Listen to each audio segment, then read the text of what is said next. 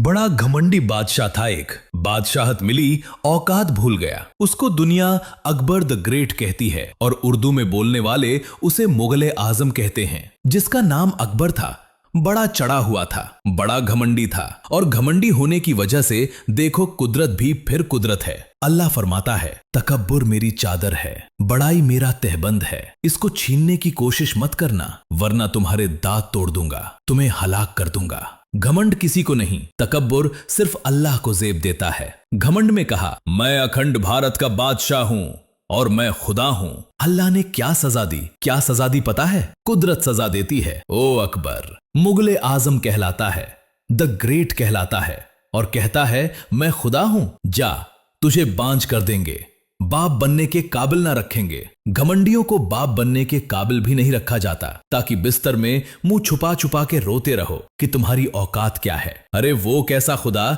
जो खुद बाप ना बन सके? मेरा खुदा तो वो है जिसकी शान है लम यलिद व लम युलद, न वो किसी से जना गया न उससे कोई जना गया, मगर वो दूसरों को अता करता है और अता करने पर आता है तो बिन बाप के कुंवारी मरियम को दमे जिब्रील से भी अता करता है। जब किसी को पैदा करने पर आता है तो बिन माँ बाप के हजरत आदम को मिट्टी से पैदा करता है। देखो ये अल्लाह है, अल्लाह।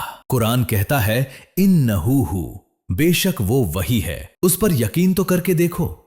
वो बड़ा घमंडी था अकबर। अकबर का दौर कितने साल? 400 साल तकरीबन हो गए उसको गुजरे हुए, मरे हुए। घमंडी था, रोता था। कुदरत घमंडियों को वो दुख देती है कि वो चुपके चुपके रोते हैं, आंसू भी शेयर नहीं कर सकते। बहुत रोता था। क्यों? बेटा नहीं है तो मुगल सल्तनत किसके हवाले करेंगे? ठीक है भाई, सबने कहा ये करो, वो किया। जब आदमी मजबूर होता है तो सब करता है। कुदरत ने जो नाक रगड़ी है, फिर एक बहुत हल्का सा सिपाही था, बड़ा मामूली सिपाही, और वो बाबा फरीद की औलाद में शेख सलीम चिश्ती का मुरीद था। बड़ा पक्का था अकीदत में। उसने अकबर को रोते देखा, देख लिया, आना जाना था, देख लिया। कहा, महाराज क्यों रो रहे हैं? जिल्ले इलाही के रोने की वजह क्या है? उसने कहा, तू मेरा दुख नहीं समझ सकेगा। कहा, मैं किसी से शेयर नहीं करूंगा, लेकिन आप मुझे बताएं, हो सकता है मैं आपके काम आ सकूं, क्योंकि बहुत दुखों में बड़े बड़े काम नहीं आते, कोई छोटा काम आ सकता है। आप बताएं क्या दुख है? कहा, रोता हूं कि बेटा नहीं है, मर जाऊंगा, इतनी बड़ी सल्तनत अखंड भारत की, इस पर कौन कब्जा कर लेगा? कहा, हो जाएगा। मामूली सा सिपाही था, बोला हो जाएगा। आंखें चमक गईं। हो जाएगा? हाँ, मेरे मुर्शिद हैं, फतेहपुर में रहते हैं, उनका नाम सलीम चिश्ती है, गरीब नवाज के मुरीद की औलाद में से हैं, वो दुआ देंगे, आपका काम बन जाएगा। बादशाह ने कहा, अगर बेटे के लिए जाना पड़े तो मैं जाऊंगा, उस फकीर की कुटिया तक जाऊंगा। अल्लाह की शान देखो, ये खुदा बनने खड़ा था, अल्लाह ने अपने बंदे के पास भेजा, जा नाक रगड़ ताकि औकात समझ में आए। खुदा बना है ना तू, जा। वहां पहुंचा। बहरहाल शेख सलीम चिश्ती ने दुआ की। चूंकि आगरा से फतेहपुर बहुत दूर नहीं था, किसी को मालूम पड़ा, किसी को नहीं पड़ा। अब शेख सलीम चिश्ती उसको बिल्कुल खोल देना, एक्सपोज करना चाहते थे। काम तो होगा, क्योंकि सूफिया की चौखट पे आए, दोस्त हो दुश्मन वो सबका काम बनाते हैं, लेकिन एक्सपोज भी करना है कि ये खुदा नहीं है। क्यों? जब खुदा के बंदे के पास जाके झुक गया तो ये कौन सा खुदा है? औकात खुद ही समझ में आ जाएगी। शेख सलीम चिश्ती ने दुआ की और कहा कि औलाद होगी, लेकिन एक शर्त है। कहा, क्या? कहा, पैदल अजमेर शरीफ जाना पड़ेगा, पैदल जाओगे, बस वहां हाजिरी दो और दुआ करो अल्लाह से, अल्लाह तुम्हें बेटा देगा। अगर न हुआ तो फिर हम हैं, हमारी गर्दन उड़ा देना, जो चाहो कर लेना, लेकिन होगा, इंशाअल्लाह होगा।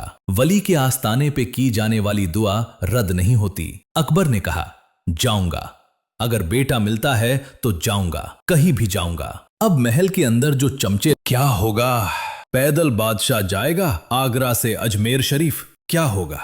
क्या होगा? बहरहाल बादशाह ने कहा, हम तो जाएंगे, और बादशाह गया, मगर अकीदत उसकी थी। नंगे पैर गया, पैरों में छाले आते थे, लेकिन नंगे पैर बेटे की हसरत उसको ले गई। लोग रास्ते में कहते भी थे, जो चमचे थे, अरे क्या वो फकीर की बात को तुमने मान लिया? और क्या वो मामूली सिपाही वहां चला गया और वहां से इधर चले गए?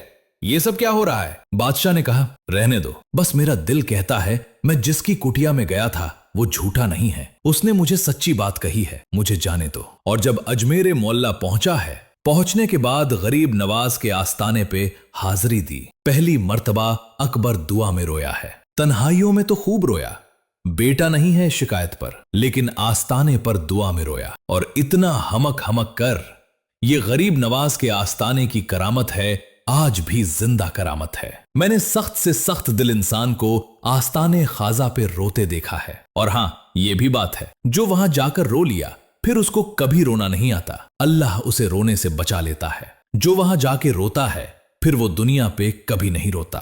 ख्वाजाए हिंद वो दरबार है आला तेरा, कभी महरूम नहीं मांगने वाला तेरा। मदीने मुनव्वरा का लुत्फ लेना है, लज्जत लेना है, जाकर आस्ताने गरीब नवाज पे खड़े होकर देख लो। तेरे पाए का कोई हमने न पाया ख्वाजा, हम जमी वालों पे अल्लाह का साया ख्वाजा। मकरे शैतान से मुरीदों को बचा लेते हो, इसलिए पीर तुम्हें अपना बनाया ख्वाजा। और सैयदे खस्ता को उम्मीदे हजूरी कब थी, सदके जाऊं तेरे क्या खूब बुलाया ख्वाजा। गया, रोया, बहुत रोया और अल्लाह से गिड़गिड़ा के मांगा गरीब नवाज के वसीले से। और जब आंसू पोंछ करके आस्ताने के बाहर निकला तो जो केतलियां थी हो गई हसरत पूरी। कहा आज दिल का बोझ हल्का हो गया, दिल कहता है कि हो गई हसरत पूरी। और उसके बाद जब बादशाह आगरा पहुंचा, चंद दिनों के बाद ही महल में शहनाइयां बज रही थीं। कहा काहे की शहनाई है, मुबारक हो, अल्लाह ने रानी को खुशी अता फरमाई है और शिकम में बच्चे की आमद हुई है। बादशाह ने तय किया बेटा होगा, अपने खानदान में किसी के नाम पे नाम नहीं रखूंगा। जिस सलीम चिश्ती ने गरीब नवाज की चौखट बताई उसी के नाम पर मैं अपने बेटे का नाम सलीम रखूंगा। ये है गरीब नवाज।